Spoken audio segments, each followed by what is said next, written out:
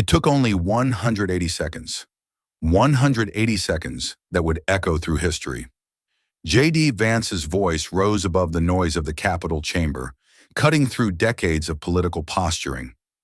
In a room packed with lawmakers, aides, and cameras capturing every glance, every breath, he asked a question so piercing, so unflinching, that Nancy Pelosi, the most powerful figure in that chamber, froze.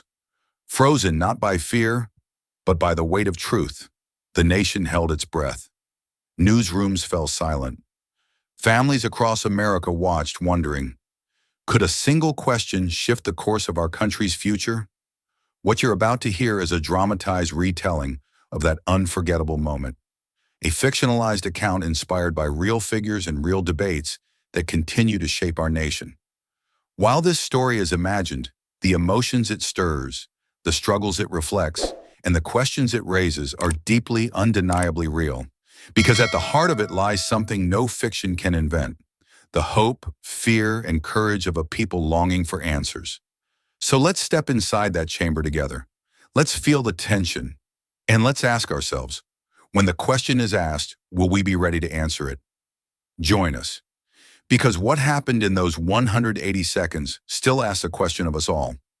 The sky hung low, heavy with gray clouds that felt as worn and tired as the town beneath them. J.D. Vance stepped from his car and stood still for a long moment, letting the silence of this place settle into his bones. Before him loomed the steel mill, once the heartbeat of the community, now just a hollow giant. Its walls, streaked with rust, seemed to sag under the weight of forgotten promises. Broken windows stared out like empty eyes, and the old smokestacks that once reached proudly for the sky now leaned like old men too weary to stand straight. The wind stirred, carrying with it the faint, bitter smell of metal and dust. J.D.'s boots crunched on gravel as he walked closer. Weeds clawed through cracks in the concrete yard, nature slowly reclaiming what human hands had abandoned. The clang of a loose metal sheet echoed, as if the mill itself was trying to speak, or perhaps cry out. Near the locked gates, a man stood motionless, his broad shoulders hunched, his work jacket worn thin at the elbows, the patch with his name barely visible. Beside him, a boy no older than 10 kicked at a stone with the tip of a sneaker, so battered it had a hole at the toe. J.D. watched as the boy glanced up at his father, searching his face for something. An answer, maybe, or hope. But the father's gaze remained fixed on the mill, his eyes distant, as if looking for ghosts of the life he once had. J.D. swallowed hard, feeling the weight of the scene press against his chest. He had seen statistics, reports, polished charts in Washington conference rooms. None of them could capture this. The hollow ache of a man robbed of his dignity, the silent question in a child's eyes. What happens to us now? He stepped closer, the gravel loud underfoot. The man didn't turn. J.D. hesitated, then cleared his throat gently. Hard to let go of a place that built this town, isn't it? The man gave no answer, only nodded once, slow and heavy, like the lowering of a flag. J.D.'s eyes swept the yard, the silent machines beyond the fence, the weeds winding around their rusted limbs like chains. And then his gaze fixed on a small, forgotten object near the gate, a child's toy truck, faded red, its wheels caked in mud. J.D. imagined a boy, maybe this boy, once playing there while his father worked. In that moment, a quiet vow took shape inside him, a promise not spoken aloud, but felt deeply. I will not let these stories fade. I will give voice to those who've been silenced. He turned back toward his car, but not before casting one last look at the mill. And he wondered, no, feared, how many more towns like this would be left behind if no one stood up to say, enough. As J.D. drove away, the boy's face stayed in his mind. That small, silent question in his eyes that no chart or politician's speech could ever answer. And as the mill disappeared in the rearview mirror, the road ahead felt heavier than before. But J.D. gripped the wheel tighter. This wasn't just about saving a factory. This was about saving the soul of a community. And what he didn't know yet, what no one knew, was that in a few short days, a single question he would ask inside the nation's most powerful chamber would set in motion something no one could have predicted. The mill's image lingered in JD's mind long after he drove away. Even as the highway stretched ahead, as towns blurred past his window, that boy's eyes, the father's silent grief, and the rusted skeleton of the factory stayed with him like a weight he couldn't set down. And it was still with him when the call came. The ring of his phone sliced through the quiet of his study that night. JD hesitated before answering, as if already sensing what waited on the other end. The voice was clipped, formal, a staffer from the House Committee on Trade and Tax Policy. JD's presence was requested at an upcoming hearing. The topic, a proposed trade measure that would reshape manufacturing incentives and tax breaks. The subtext was clear, though it wasn't spoken. JD was being summoned, not as an equal voice, but as a target. As he set the phone down, JD leaned back, exhaling slowly. The hearing was Pelosi's ground, a stage where polished speeches and rehearsed jabs ruled, and he knew this wasn't an invitation. It was a trap. They expected him to stand there, the small-town senator with his nostalgia for factories and steelworkers, and be dismantled piece by piece in front of cameras, humiliated into silence. But JD wasn't the boy from Middletown anymore, and this wasn't about him. He pulled out the files stacked on his desk, reports on trade deficits, tax policy drafts, case studies on towns like the one he'd visited that morning. But after a while, the numbers blurred. Charts, forecasts, predictions. They all felt hollow against the memory of that boy with the torn sneaker. JD closed the folder, pushed the papers aside. Instead, he sat in the dim light of his study, staring out at the dark Ohio night. He thought of the factories that no longer hummed, the families who no longer gathered at kitchen tables without worry, the faces of men and women who had once built America's strength with their hands and now felt forgotten, discarded. Hours passed unnoticed. The house grew quiet. The only sound was the soft scratching of JD's pen as he filled page after page of a yellow notepad. But these weren't just statistics or talking points. They were reminders of promises made and broken, of lives altered by decisions far from where those lives were lived. The sky outside began to pale, hints of dawn creeping into the room. JD rubbed his eyes, exhaustion tugging at him, but resolve holding him steady. He set down the pen, looking at the filled pages. Not polished, not rehearsed, but real, and he knew if they wanted to corner him in that chamber, they'd have to face the truth he carried in with him. And as he rose, stretching the stiffness from his back, he thought again of that boy by the mill, of the father staring at the gates, and of the question waiting to be asked, the question no chart or policy paper could answer. What no one in that chamber knew yet was that J.D. Vance wasn't coming to play their game. He was coming to change it. The soft scratch of J.D.'s pen, the quiet rustle of paper, and the weight of that sleepless night stayed with him as he stepped from the car onto the marble steps of the Capitol. The morning sun cast a hard light over Washington, but J.D. felt none of its warmth. In his chest, he carried the faces of the factory town, the boy, the father, the silent promise. His stride was steady, but with each step toward the hearing room, the sense of what he was walking into grew heavier. The hallway leading to the chamber buzzed with tension. Staffers with clipboards moved briskly, reporters whispered into phones, cameras were being positioned with precision. The air smelled faintly of coffee and anticipation. A scent JD had come to associate with moments when history was about to be written or rewritten.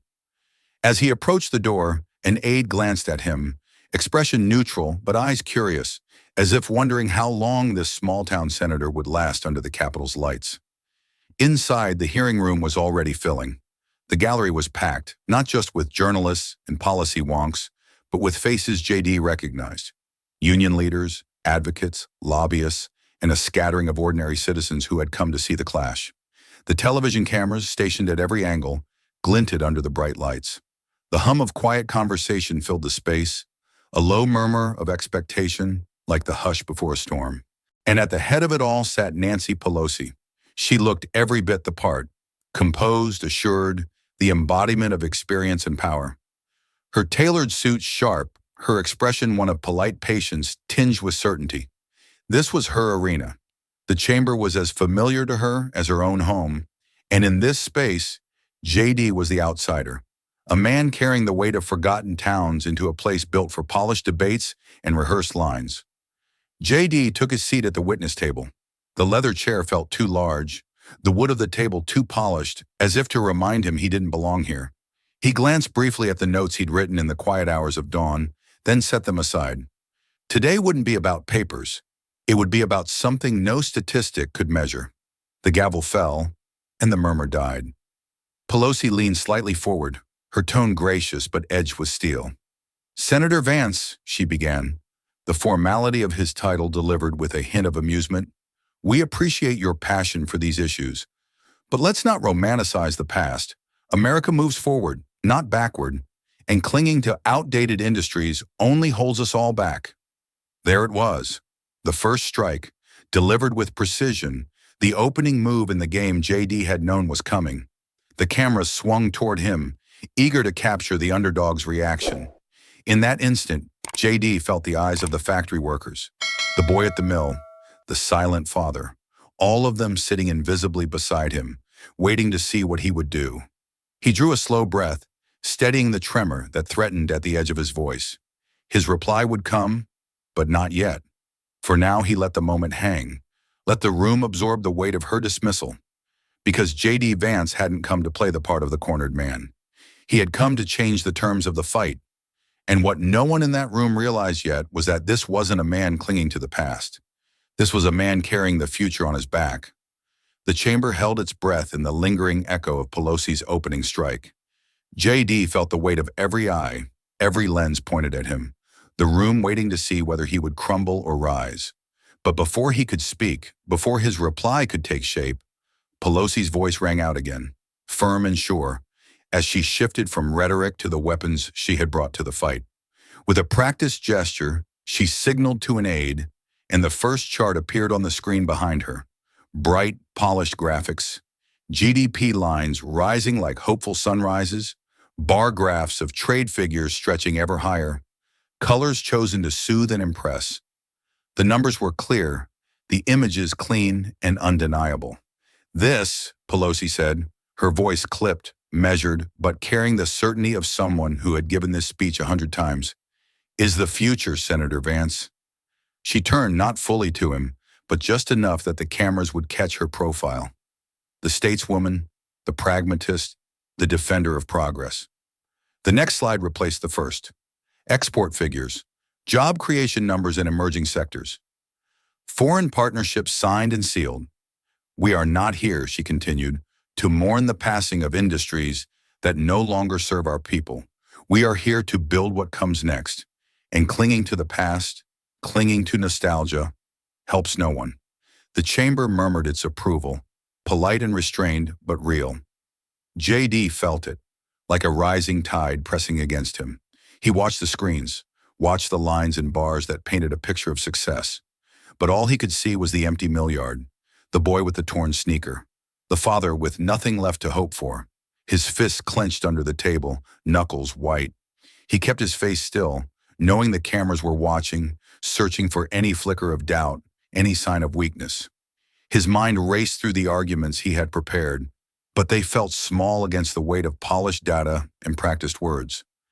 Yet deep down, beneath the rising pressure, beneath the polished assault of charts and graphs, something steadier stirred.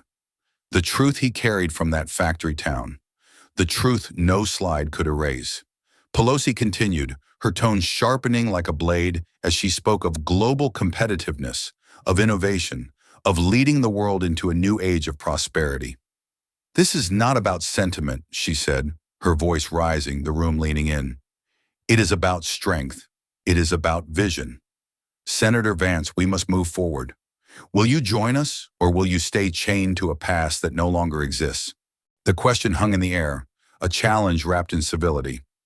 JD felt the weight of it, but he didn't flinch. Instead, he let the silence stretch a heartbeat longer than was comfortable, long enough for the tension to grow. Because he knew what came next wasn't about countering charts with charts, or matching her polished lines with lines of his own. It was about bringing the room and the nation back to what mattered. And as the murmurs grew and the cameras waited, JD Vance sat in that moment, hands clenched, mind clear. The onslaught had come. But the storm he was about to unleash would not be measured in slides or numbers. It would be measured in something no chart could ever capture. The polished charts faded from JD's view, though they still glowed on the screen behind Pelosi, and the echo of her words still lingered in the chamber. But JD wasn't looking at the graphs anymore. He wasn't hearing the applause of those eager to declare the future a done deal. His mind had slipped somewhere else, back to a place where no chart could reach, no statistic could soothe, and no policy paper could disguise what had been lost. He remembered the town hall in a shuttered community center, the walls yellowed with age and the floors scuffed by years of heavy boots. There was no media, no cameras, just folding chairs filled with faces lined by worry and worn by long days of searching for work that wasn't there. JD had gone not to speak but to listen. He saw again the man who had once managed a mill floor, now hollow-eyed, explaining how his pension, earned over decades, had vanished in the ink of a corporate ledger. He remembered the woman who stood in the back, arms folded tightly, who spoke in a voice trembling with exhaustion. She worked 2 jobs, she said, one at a gas station, one cleaning offices at night. Neither paid enough, neither offered benefits, and both left her too tired to help her kids with homework. And then there was the letter. JD had found it slipped beneath his windshield wiper as he left, folded in quarters, written in pencil on lined notebook paper. The handwriting was that of a child, uneven and full of hope despite the weight it carried. Please help my dad. He's sad now. He can't fix things anymore. I want him to smile again. JD had read it sitting behind the wheel, the letter shaking slightly in his hands. And now, in this grand chamber filled with charts and polished speeches, that small, crumpled piece of paper felt heavier than any statistic ever could. His fists unclenched slightly beneath the table, replaced by a deeper tension in his chest. Could he stand against this? Against the smooth confidence of the political machine? The well-rehearsed lines? The data that glowed so brightly it blinded those who wanted to believe the story it told? Could one voice speak for those no one wanted to hear? Pelosi's question still hung in the air. Will you join us or stay chained to a past that no longer exists? But JD heard another question louder in his mind. Will you leave those people behind? Will you let that boy's letter go unanswered? The faces of the workers, the eyes of the tired mother, the handwriting of a child desperate to see his father whole again. They sat with him now at that table, as real and present as any member of Congress in the room. JD drew a slow, steadying breath, feeling the weight of all he carried. He knew what he had to do, but the path would not be easy. The machine he faced was vast, polished, relentless. But behind him stood voices that deserved more than silence, deserved more than to be buried beneath charts and forgotten beneath promises of a shining future that seemed always just out of reach. And as he lifted his eyes, meeting those of his challengers, JD Vance resolved in that quiet instant that whatever came next, he would not let that letter's plea be in vain. The faces from the town hall, the quiet plea of that boy's letter.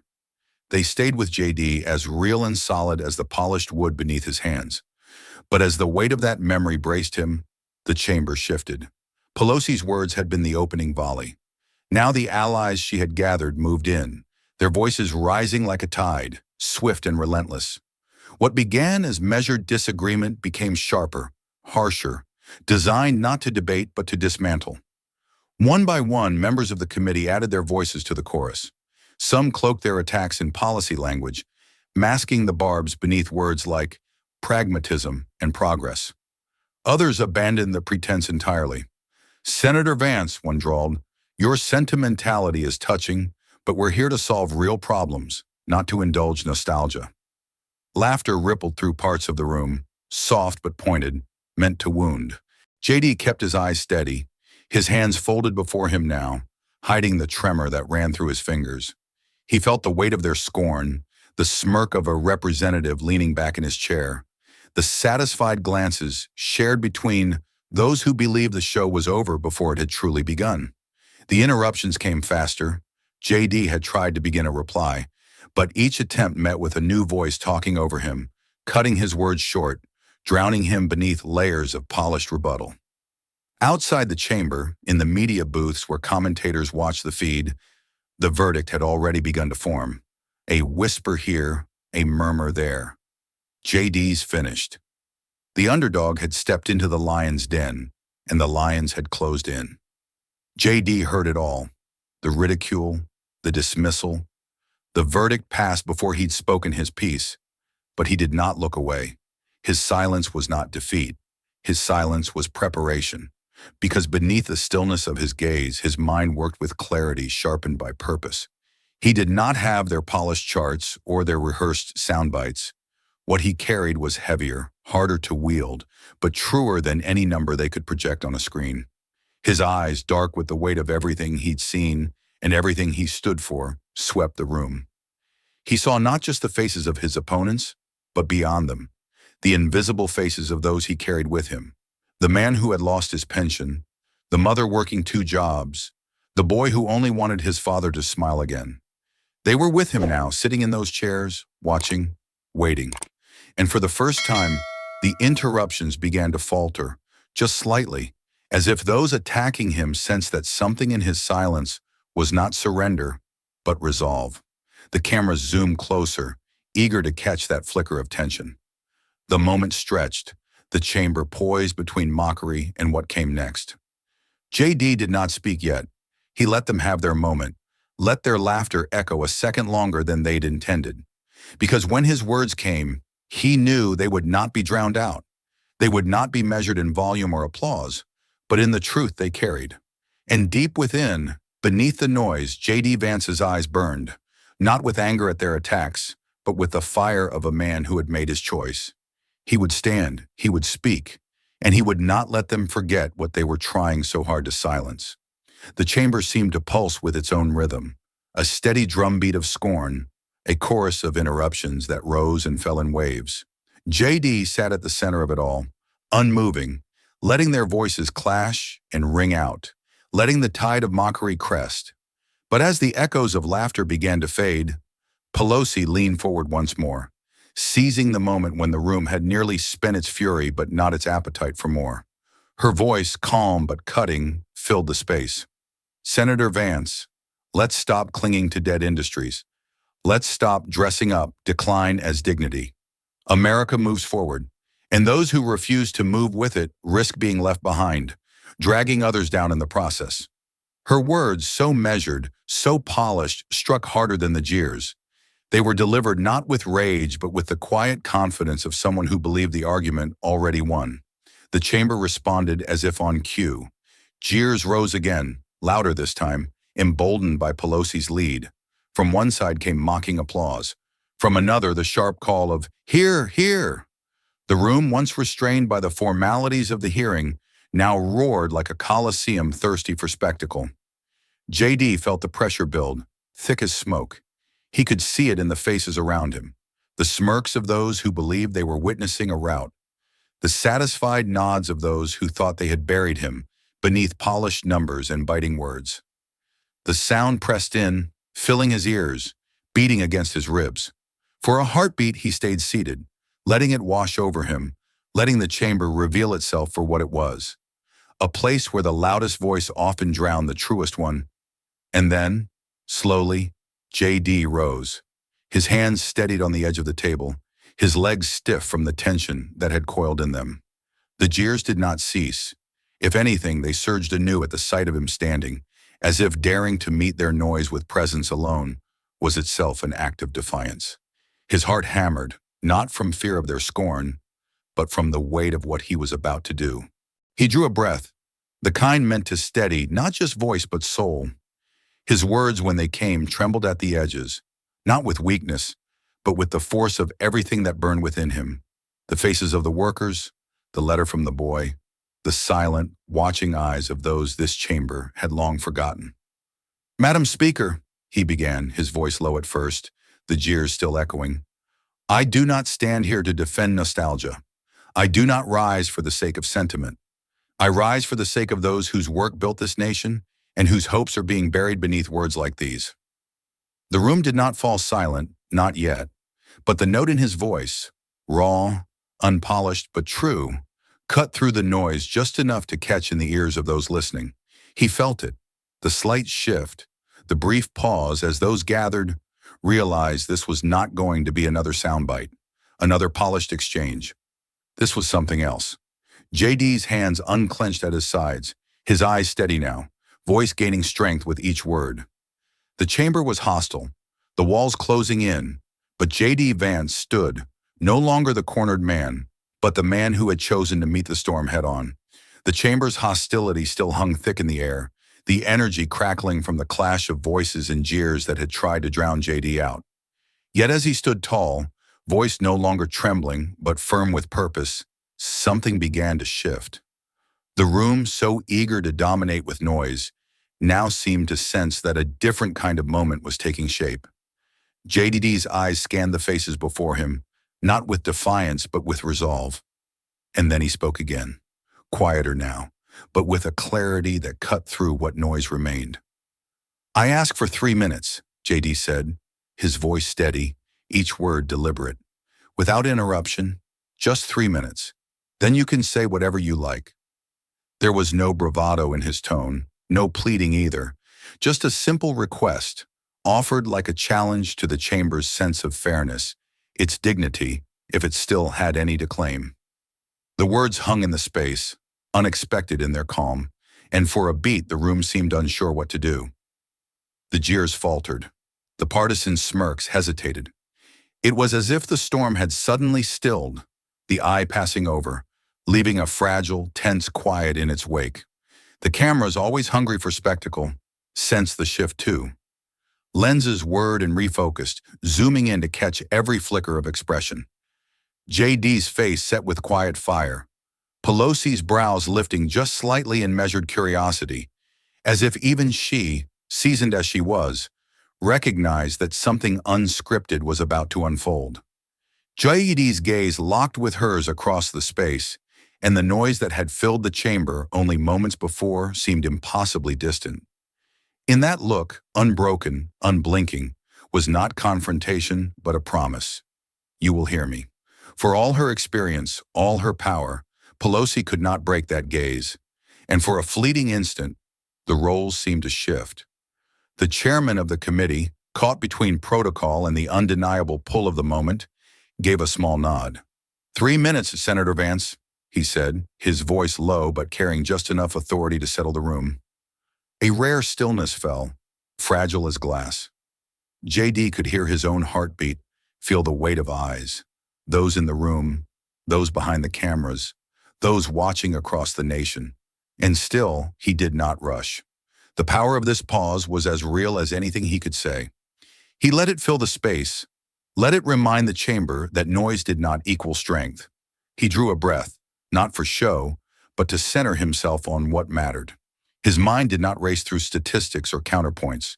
Instead, it turned again to what had brought him here. The father's empty stare at the factory gates, the mother's weary voice, the boy's pencil-written plea. They stood beside him now in spirit, as real as any lawmaker present. And as JD prepared to speak, the turning point began. Not in words just yet, but in the quiet that had finally been claimed. The ground cleared for truth to enter. In that pause, a chamber accustomed to noise remembered, if only for a moment, how powerful silence could be. The stillness JD had claimed felt almost unnatural in the chamber, so used to the roar of debate and the clash of voices. For those few heartbeats, it seemed as though even the cameras dared not whir, as if the machinery of spectacle itself had paused to listen. JD stood within that silence, drawing it around him like armor. His hands rested lightly on the table's edge, his gaze sweeping the room not with defiance, but with quiet challenge.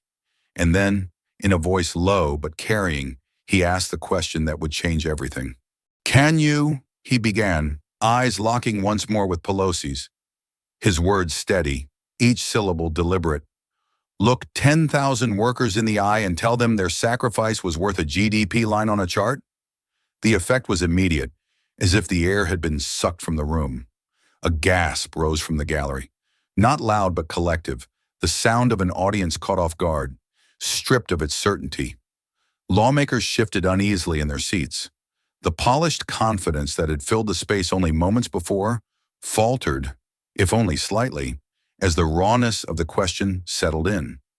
JD did not stop.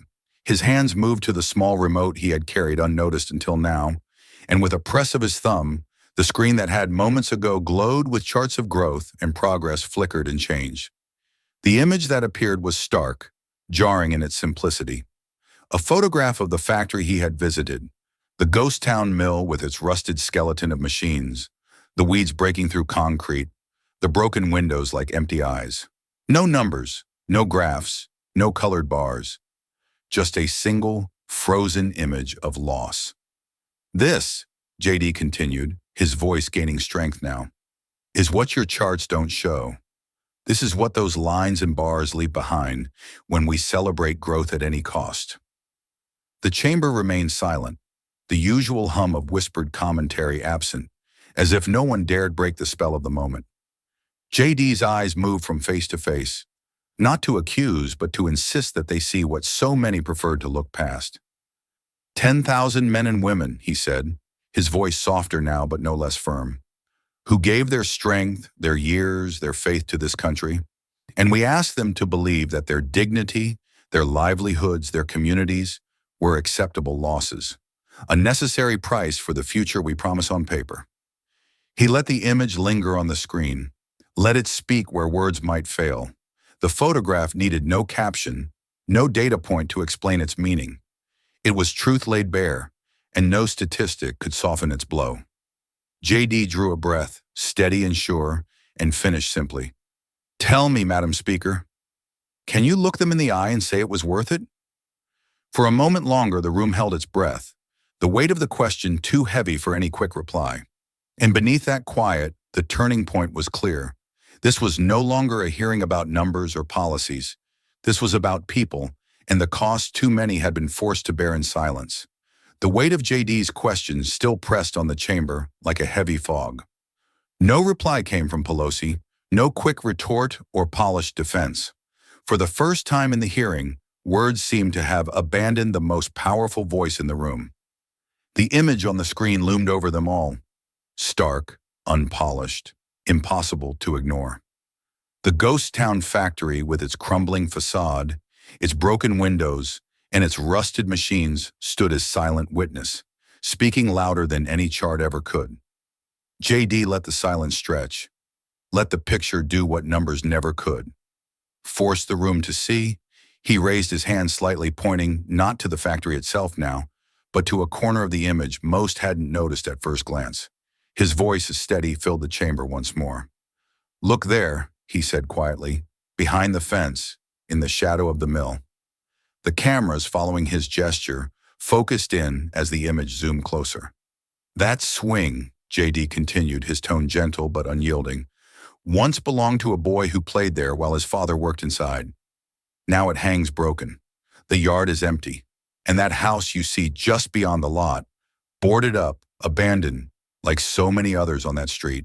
The swing, its chains rusted and its seat cracked, seemed to sway in the image, as if moved by a wind no one could feel. The boarded windows of the house, marked with fading graffiti, stared out at the chamber like hollow eyes. JD let those details settle into the minds of those watching. He didn't need to raise his voice. The truth in the image spoke for itself. This is what your charts don't show, JD said, his words slow and deliberate, each syllable cutting through the quiet. They don't show the empty streets, the hollowed-out towns, the children who've learned to stop asking when their fathers will smile again. His gaze swept the room, meeting the eyes of those who dared hold it, daring them to look away. Pelosi remained silent. Her hands rested on the table, fingers steepled, her expression unreadable. But the silence said more than any speech could have. Around her, the members who had jeered minutes ago sat in uneasy stillness, the weight of the image and the truth it carried leaving them without words. JD did not gloat, did not press his advantage with flourish or force. He simply let the photograph remain on the screen, filling the space with what no statistic could erase. We talk of progress, he continued, voice soft now, almost a whisper that made those listening lean in. But we measure it in lines and bars, not in lives. And when the lines rise but the towns fall, what are we really building? He let the question hang, as he had let his first, knowing that no immediate answer would come, Because the answer was in the image itself. The chamber, so full of noise before, now felt hollow, as if the room itself had been emptied out, leaving only the weight of what had been shown. And JD stood in that moment, not as the man they had expected to corner, but as the man who had brought the truth into the room and left it there for all to see. The chamber's silence held deep and heavy as the image of the broken swing and boarded houses remained frozen on the screen. The weight of JD's words still echoed, not in sound, but in the stillness they left behind. And in that stillness, something else began to happen. Subtle at first, then undeniable, as the truth he had laid bare rippled outward beyond the polished tables and cold microphones. In the gallery above, where faces had watched with skepticism, curiosity, or detached analysis, a woman sat very still. Her hands folded tightly in her lap, trembled just enough that only those nearest to her could see. She wore a simple black dress, its sleeves worn at the cuffs, the kind chosen not for fashion but for quiet dignity. Her eyes, red at the corners from nights of lost sleep and years of silent grief, stayed fixed on the image of the factory, and then the swing. And as JD's words settled over the chamber like a hush in a church, a single tear escaped down her cheek. It traced the curve of her face slowly, leaving a faint path before falling to the fabric of her dress.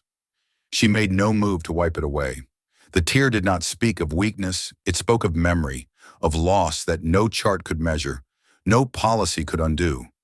Around her, others in the gallery shifted, some looking down, unable or unwilling to meet the image any longer, some leaning forward, drawn into the gravity of the moment. At the press table, a reporter who had been typing furiously, fingers flying over keys to capture sound bites and points for analysis, froze mid-sentence. His hands hovered above the keyboard, the clatter of typing that had been a steady undercurrent now stilled. The words he had been writing, sharp, clever, ready for immediate release, no longer felt right. The narrative he had been shaping had shifted beneath him, and for a moment he simply watched, notebook forgotten, caught not as a chronicler, but as a witness. JD saw none of this directly, but he felt it. He felt the ripple, the change in the room's breath, the shift from debate to reckoning. His voice, when he spoke again, was quiet, but carried to every corner of the space. America isn't numbers, he said, pausing just enough for the truth of it to settle in. It's people. The simplicity of the statement gave it power, more than any speech crafted by aides or polished by consultants. It was not meant for applause nor to score points. It was a reminder of the boy who wrote him that letter, of the mother working 2 jobs, of the father who stood outside the gates of the mill. A reminder of all those forgotten in the pursuit of rising lines on charts. He let his gaze drift briefly to the gallery, catching sight of the widow's tear, though he gave no outward sign. He didn't need to. Her tear, the stillness of the reporter, the hush over the room, they were the answers to the question he had posed, the proof of what mattered. And as JD let the silence stretch one breath longer, the image on the screen spoke louder than any voice in that chamber ever could. The ripple had begun, and there was no taking it back. The stillness that had settled over the chamber felt sacred, as if any sound might shatter the fragile moment of shared reckoning. JD stood quietly, his final words hanging in the air, not as a closing argument, but as a truth that no one dared challenge. The image on the screen, the broken swing, the boarded homes, the rusted factory, remained unchanged, its silent testimony more powerful than any speech. And then, from somewhere unexpected, the silence broke. Not with a voice, but with a single, hesitant clap. It came from the far side of the chamber, where a senior representative, known more for his party loyalty than independent thought, slowly brought his hands together once. Then again. The sound, soft but certain, echoed in the hush like a stone dropped into still water. All eyes turned toward him, as if to confirm what they had heard was real. He met no one's gaze, his eyes still fixed on the image, his hands now moving in steady rhythm. Across the aisle, another joined in, then another. The clapping grew, not loud at first, but sure, as if each person who added their hand to the sound was finding permission in the honesty of the moment. The usual divides, the invisible lines of party, ideology, ambition, blurred in that instant. The applause spread, gathering force, until it filled the chamber with the sound of something rare in that place. Genuine agreement, uncoached, unplanned, born of something deeper than politics. JD did not move, did not smile, did not gesture for more. This was not his moment to own. It belonged to the truth that had been shown, to the faces in the gallery, to the people unseen but felt, those who had been forgotten in debates of charts and numbers. He let the applause rise around him, let it belong to the cause, not the man. And then, like a tide reaching its crest, the applause became something more. Members rose first in small clusters, then in waves, until the entire chamber stood in tribute, not to JD, but to what he had forced them to see. A bipartisan standing ovation, unthinkable moments before, now filled the room, as if the truth had momentarily reminded them all of their common duty. But at the head of the chamber, Pelosi remained seated. Her hands rested lightly on the table, fingers interlaced, her face composed but pale. The certainty that had marked her earlier words seemed to have drained away, replaced by a stillness that was not peace but shock. Her eyes stayed on the screen, on the image that no counterpoint could erase, cornered not by JD's rhetoric, but by the truth she could neither deny nor dismantle. The cameras caught it all, the faces rising in applause, the rare unity of divided sides, the speaker who remained seated, unable or unwilling to join what she could not control. Outside in media rooms and homes across the nation, viewers watched the chamber transform before them, watched as a single question, a single image, had done what countless speeches could not. And in the heart of that storm of clapping hands and changed hearts, J.D. Vance stood quietly, knowing that what had begun here was only the start. The fight ahead would be harder still, but for this moment, truth had broken through. And the room for once remembered why it existed at all. The sound of applause still echoed in JD's mind as he left the chamber. But he knew that what had happened within those walls was only the beginning. The real test, the real storm, would unfold far beyond marble halls and polished floors. And as the Capitol dome faded behind him, the nation began to take hold of the moment he had shaped.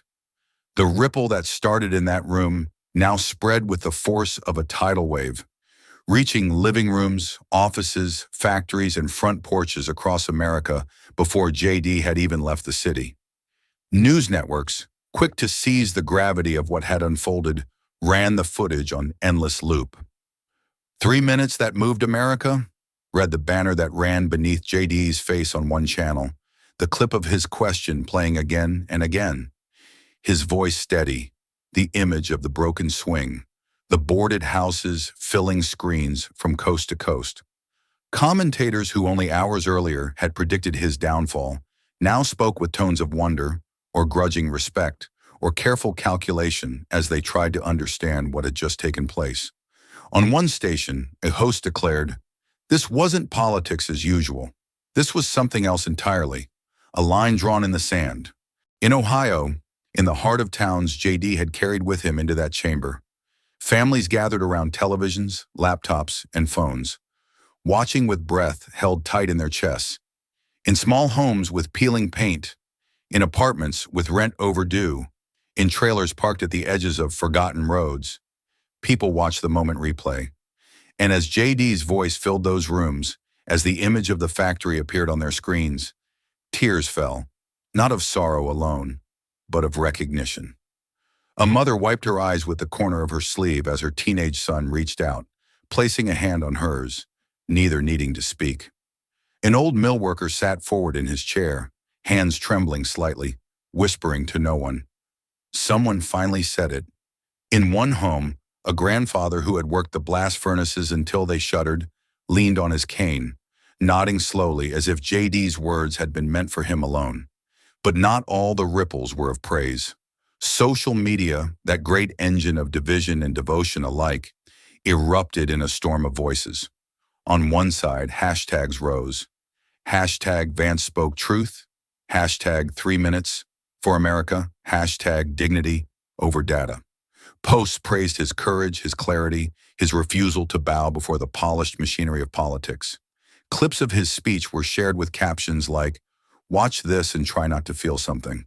And finally, someone stood up for us. Yet the other side sharpened its knives as quickly. Critics called him a grandstander, accused him of playing to emotion over reason, of exploiting grief for gain. "Empty sentiment won't build jobs," one tweet read, already retweeted thousands of times. Pundits warned of the dangers of romanticizing the past, of turning away from hard truths about economic change. JD knew this was coming. As he rode quietly through the city, watching the world he had stirred unfold on glowing screens in shop windows and through car radios, he understood the moment's cost. The lines were drawn now, more sharply than ever. Praise and attack would come in equal measure. But in that mix of noise and meaning, something real had been set loose. And for the first time in a long time, people weren't just watching politics. They were feeling it. The glow of television screens faded behind JD as the night deepened, but the storm he had stirred did not fade with it. As the headlines blared and social media feeds overflowed, another current moved beneath the surface, colder, sharper, and aimed directly at him. In the quiet of his office, long after the applause had died down and the streets of Washington had emptied, JD felt the cost of what he had done begin to take shape. The first calls came before midnight. A senior figure in his party, voice tight with restrained anger, offered no congratulations, no questions, only warning disguised as counsel. "You've embarrassed your colleagues today," the voice said. "This was not how we do things." Another message followed from a donor whose name had appeared on JD's campaign filings since the earliest days. The tone was polite, but the meaning was clear. "I'm reconsidering my support. We can't back someone who disrupts the work of serious governance with theatrics." JD listened to each voice, each carefully veiled threat, without reply. He sat alone, the city's lights stretching beyond his window, the weight of the night pressing against the glass. He had known this would come. The chamber's applause, the nation's attention, they had come with a price tag, and now it was being collected. When the knock came at his office door, JD did not look up at first. The door opened quietly, and a figure stepped inside. Older, weathered by years in the Capitol's labyrinth, a man who had once been a mentor, now a quiet watcher. He did not speak right away, only stood with his hands in his pockets, gaze resting on the city beyond the glass. Finally, he broke the quiet. "You made enemies today," the mentor said, his voice low, without judgment, only fact. The words hung between them, heavy with truth. JD turned in his chair, meeting the gaze that had once offered guidance in his earliest days. He could see the concern there, the calculation, the warning. But beneath it all, he thought he caught something else, a flicker of respect that the older man could not quite conceal. "I made a stand today," JD replied, his voice steady, soft but sure, "and I'd make it again." The mentor nodded once, slowly as if weighing the words. He said nothing more, only glanced once at the glowing skyline before slipping back into the shadows of the hall, leaving JD alone with the night and the knowledge of the lines he had drawn. Outside, the city hummed on, unaware of the quiet reckonings unfolding in that small room. The applause had faded. The praise and the fury roared on in equal measure. But in this still moment, JD understood the truth of what he had done. The cost was real. Allies shaken, donors reconsidering, powerful names whispering behind closed doors. But the cause was real too. And as the night deepened, JD leaned forward, elbows on the desk, eyes on the lights beyond the glass. The cost of courage had come due, and he was willing to pay it. The night stretched on, long and heavy, as JD sat alone in his office, the glow of the city lights casting long shadows across the floor. The cost of courage echoed in every silent phone, every message left unanswered, every ally who now hesitated to speak his name. Yet beneath the weight of it all, JD felt no regret. The stand he had taken, the truth he had shown, it had needed to be done. And even as the storm swirled outside his door, he held fast to that certainty. But dawn, as it often does, brought with it something unexpected. It came quietly without fanfare or entourage. The soft knock at the door startled JD from his thoughts. He rose, unsure who might visit at this hour. When the door opened, he found himself face to face with a man he had never expected to see standing there. Not here, not now. A senior senator from across the aisle, one whose speeches JD had often opposed, whose votes had often stood in direct contrast to the causes JD fought for. The older man stepped inside, closing the door behind him. His suit jacket was unbuttoned, his tie slightly loosened, as if the weight of the day had worn at even his practiced composure. For a moment, neither spoke. Then the senator extended his hand, his eyes steady, his voice low. "You reminded us why we serve." The words, simple and unadorned, landed with more force than any speech could have. JD took the offered hand, the grasp firm, unhurried, and in that brief gesture, the noise of the night seemed to fall away. No cameras recorded it. No reporters waited to spin it. It was just two men divided by politics but joined, if only for this moment, by purpose. "I didn't do it for the room," JD said quietly, meeting the senator's gaze. "I know," came the reply, a faint, knowing smile crossing the older man's face. "That's why it mattered." The senator lingered only a moment longer, as if wanting to say more but choosing instead to let the silence speak for him. With a nod, he turned and left, leaving JD once more in the quiet of his office. But the room felt different now, the weight on JD's shoulders just a little lighter. He sank back into his chair, the city stretching out before him, the first hints of dawn softening the darkness at the edge of the horizon. The battle he had fought today was bigger than him, bigger than the applause, bigger than the backlash, bigger than any single speech or vote. It was a battle for those who had no voice in those halls, for the forgotten towns and silent factories, for the boy who had written him that letter. And as the first light of morning touched the rooftops of the city, JD understood that whatever came next, whatever costs, whatever fights, the stand he had taken was worth it. Because sometimes in the heart of the storm, an unlikely hand reaches out. And sometimes that's enough to remind a man why he began the fight in the first place. The early light of dawn crept across the city, softening the sharp lines of monuments and office towers alike, casting the Capitol dome in a quiet glow. JD watched it from his office window, the storm of the previous day still fresh in his mind. The echoes of applause, the sting of backlash, the weight of the truth he had carried into that chamber. All of it lingered. But dawn was not for looking back. It was for building what came next. And as the city stirred awake, so did JD's resolve. The stand he had taken meant nothing if it didn't lead to action. Within hours, he gathered a small group of colleagues, not the usual polished faces eager for cameras, but those who had called or written through the night, quietly offering support, quietly saying, "Let's do something real."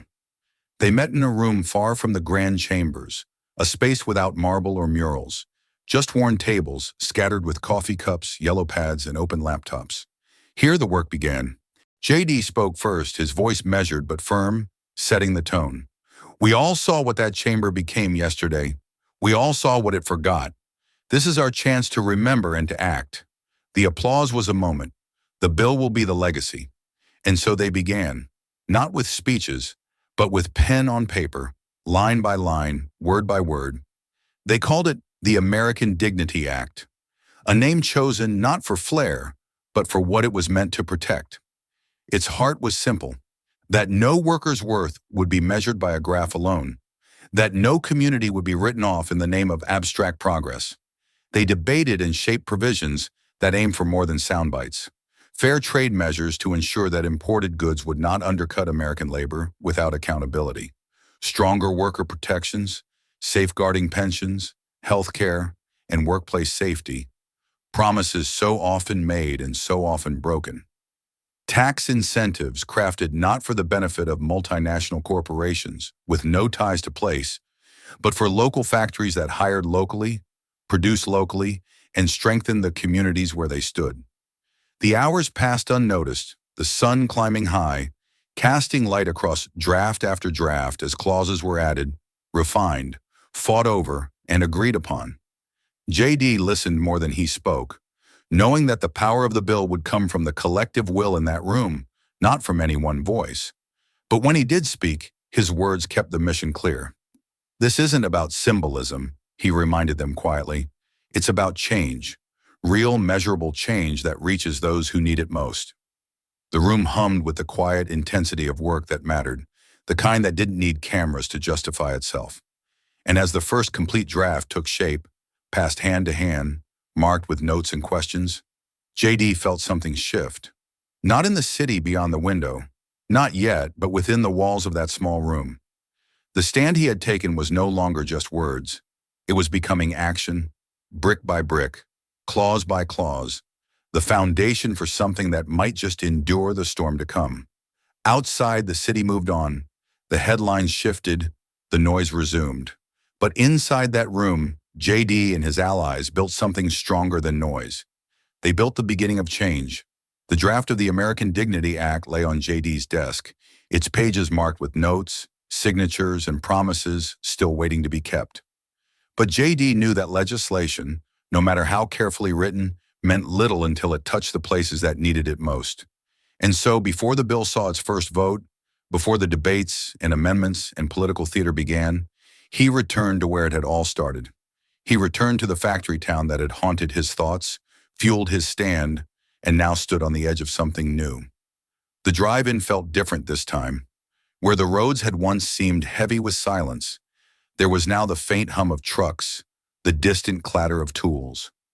The town still bore its scars, the boarded houses, the cracked sidewalks, but there were signs, subtle but unmistakable, that hope had begun to take root again. JD parked where he had parked before, beneath the same weathered trees, and stepped out into air that felt less heavy, as if the town itself was breathing again for the first time in years. Ahead, the factory gates stood tall, rust still streaking the metal, but now adorned with a new sign, hiring soon. The words were hand-painted, the letters uneven, but to JD they shone brighter than any polished banner. It was not a promise of miracles, but it was a start. It was a signal that the tide was turning, that the stand he had taken in that distant chamber had reached these streets, these lives. As JD approached the gate, footsteps crunched behind him on gravel. He turned to see a man, broad-shouldered, hands rough with years of labor, eyes lined with fatigue that even hope could not yet erase. The man nodded once, then reached into the pocket of his worn jacket and drew out a small object, closing it in JD's hand without a word at first. JD looked down and saw it, a shard of steel, cool and solid, the kind that might once have been part of a machine that shaped the backbone of the nation. "You gave us hope," the man said finally, voice low, rough-edged but true. "Not promises, not speeches. Hope. That's more than we've had in a long time." JD closed his fingers around the steel, feeling its weight, its strength. He wanted to answer, to say something that might measure up to the gift, the trust, the quiet gratitude in the man's eyes. But in that moment, words felt small. So he nodded, the shard clutched tight, and together they stood in the shadow of the factory, looking at the sign, at the future not yet written, but now possible. The sound of hammers rang faintly from within the factory yard. Workers moved equipment, cleared debris, prepared for the work to come. It would not be easy. It would not be fast, but it would be theirs. And JD, standing there with the steel in his hand, knew that this was what the fight had always been for. Not headlines, not votes, but this, the quiet return of dignity to a place that had been asked to forget it. As the wind stirred the dust at their feet, JD looked at the man beside him and saw in his eyes not just hope, but determination. And he knew as he turned back toward his car that the hardest work was still ahead, but that at last it had begun. The steel shard from the factory sat on JD's desk, its cool weight a quiet reminder of the promise he had made and the hope he had helped ignite. But beyond the walls of his office, beyond the pride swelling in the towns that had begun to believe again, another force was gathering. The factory gates might have begun to creak open, but the gates of power, those controlled by money, influence, and the quiet machinery of resistance, were swinging shut with precision and purpose. The battle for dignity was far from over. The pushback had begun. It started in private meetings, behind polished doors and drawn curtains. Lobbyists who had smiled politely at JD's speeches now sharpened their arguments like blades. The American Dignity Act, they said in memos and calls and subtle warnings, was a threat to free markets, to growth, to the natural evolution of the economy. Words like dangerous precedent and government overreach were whispered in the ears of lawmakers, the same lawmakers who had stood to applaud JD just days before. The fight grew louder in the media. Smear campaigns emerged, their origins murky but their intent clear. Opinion pieces accused JD of pandering to nostalgia, of selling illusions rather than solutions. One headline read, "Senator Vance's dangerous fantasy, turning back the clock on progress." Another called him a populist opportunist, eager for applause but blind to the future. Cable news panels dissected his every word, some hosts praising him, but others sneering, warning viewers that the bill would wreck the economy, drive away investment, or worse, offer false hope to those who deserved honesty instead. JD felt the tide pressing in on all sides. Meetings that had been friendly turned tense.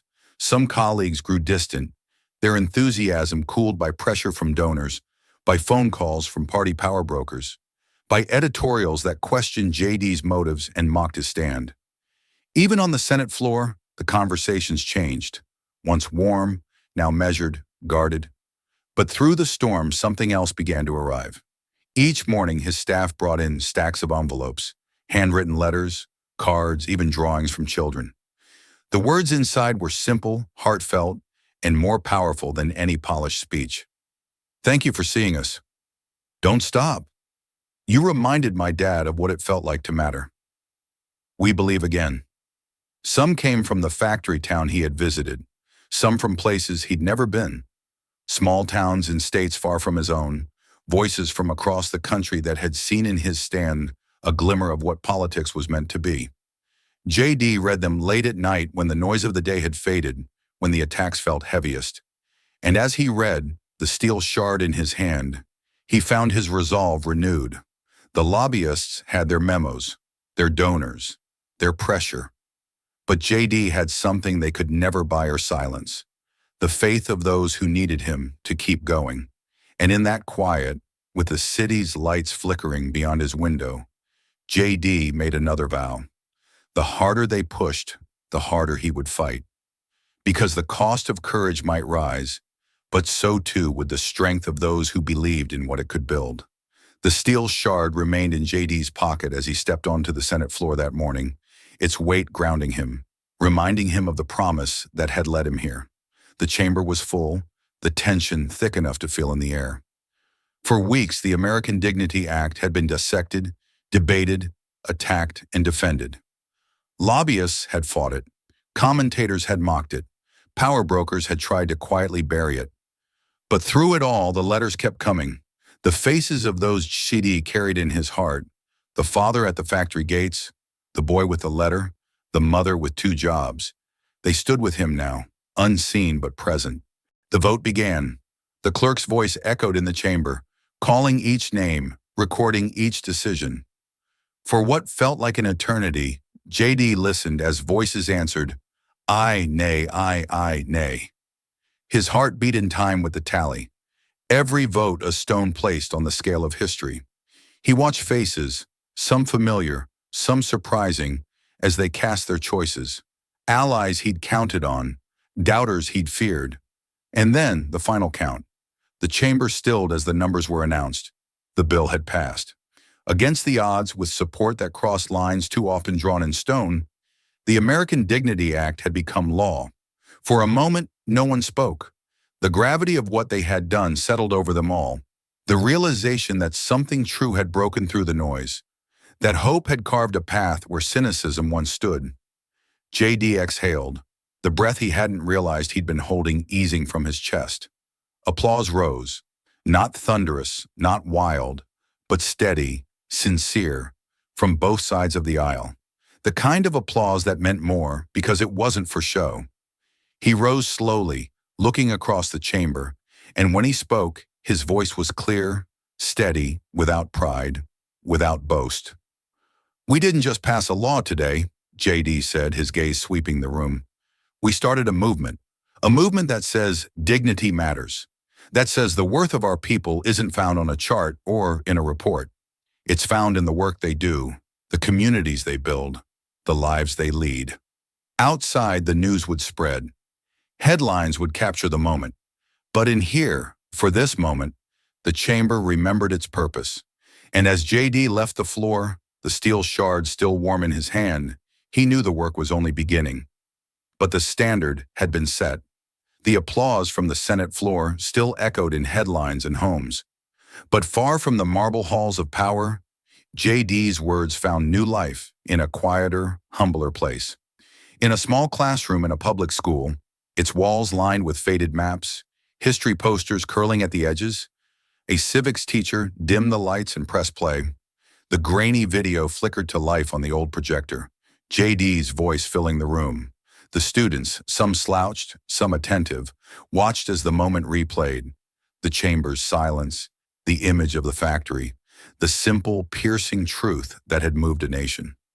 The teacher didn't pause the clip or explain. She let JD's words speak for themselves. Let the students see the swing, the boarded houses, hear the question that had made lawmakers sit up and listen. When the clip ended, the room was quiet, the kind of quiet that means someone is thinking, really thinking. Finally, from the third row, a boy with scuffed shoes and wide, earnest eyes raised his hand, then lowered it and just spoke. "Could I do that one day?" His voice carried not challenge, but wonder, the kind that slips out before self-doubt has the chance to silence it.